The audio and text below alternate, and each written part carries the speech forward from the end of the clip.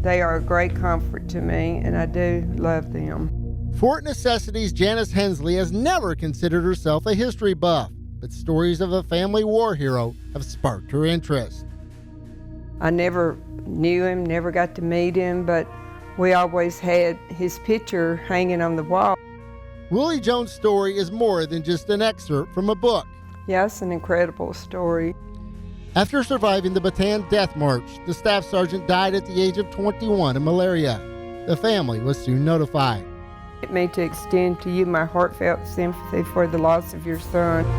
There was a man who was willing to stand and endure incredible hardship. 81 years ago, the prisoner of war was buried in Winnsboro, but many in the family believed a mistake was made. My grandma said that is not my son. 5 years ago, a random phone call from the military sparked a wild chain of events. I said, now how in the world did she get my phone number? Willie's nephew, R.C. Moore, was asked for a DNA sample. They were eventually linked to bones found in a Philippines gravesite with 10 bodies. The remains of one of those soldiers belonged to Willie Jones. And a guy called and said, hey, Butch, I hate to tell you, but your uncle's not in the grave.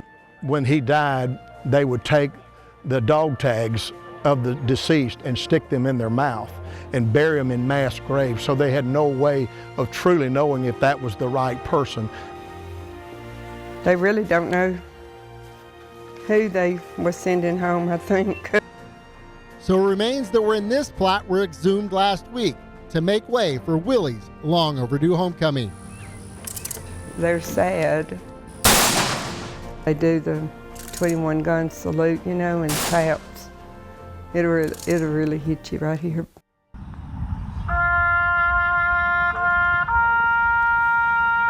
It's very, very emotional every time. It's tough to actually get through without tearing up. My heart swells with pride because of the patriotism. 81 years after his death, Jones is getting his flowers thanks to DNA. It's absolutely amazing.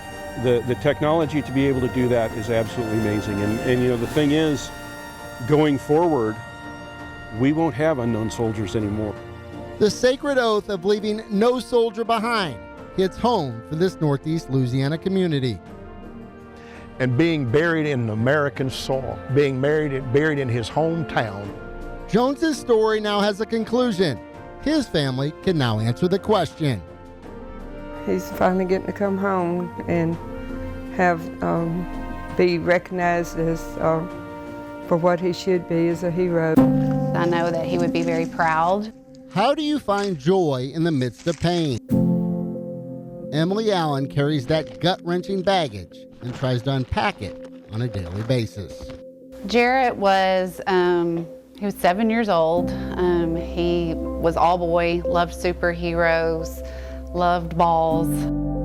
In addition to doting on his little sister, Jarrett had a fondness for society's unwanted. He loved the homeless people. It just, you know, it really saddened his heart, and he wanted to do what he could to be able to just love on these people. He always would ask, you know, Mom, can we give him money? And I'm like, babe, I don't have cash. Like most 7-year-olds, Jarrett was persistent. He came to me one day and he said, Mom, I have $8, and would you give it to somebody? And I said, no, I would rather you give it to somebody, but I'll keep it safe. And so he never got that chance. 2 years ago, the Allens were soaking in a memorable Father's Day weekend when the unthinkable happened on an Arkansas creek. We were just wading out in the water, and there was a hole. And unfortunately, Jarrett walked right where that hole was, and he went under and got caught up underneath that bridge and ended up drowning. As Emily mourned, a homeless man on the side of the road caught her eye. I just felt the Lord say, hey, this gentleman needs that money. So with Jarrett's $8, Emily was on a mission. And I tell people, you know, no matter what you're going through, God can turn your mess into a message and your test into a testament, and that's exactly what he's doing. One $8 bag at a time, the Jarrett 8 Project was born. Snacks, waters, inflatable pillows.